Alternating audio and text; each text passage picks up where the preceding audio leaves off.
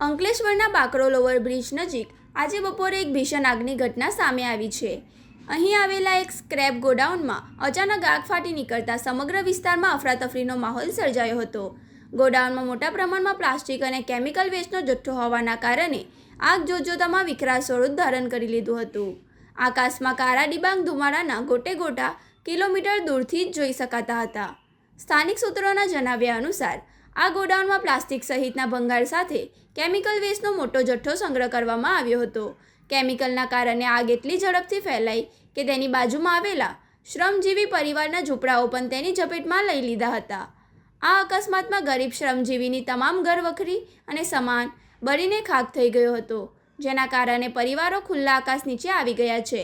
ઘટનાની જાણ થતાં જ પાનોલી ફાયર વિભાગની 2 ફાઇટર ટીમ તાત્કાલિક ઘટના સ્થળે દોડી ગઈ હતી. ફાયરના જવાનોએ સતત પાણીનો મારો ચલાવીને ભારે જહેમત બાદ આગ પર કાબૂ મેળવ્યો હતો. આગની તીવ્રતા ખૂબ જ વધારે હોવા છતાં સમયસર શ્રમજીવીઓ ઝૂંપડીમાંથી બહાર નીકળી જતા મોટી જાનહાનિ ટળી હતી. જોકે ગોડાઉનમાં આટલો કેમિકલ વેસ્ટ ક્યાંથી આવ્યો અને આગ લાગવાનું ચોક્કસ કારણ શું છે તે અંગે તપાસ શરૂ કરવામાં આવી છે.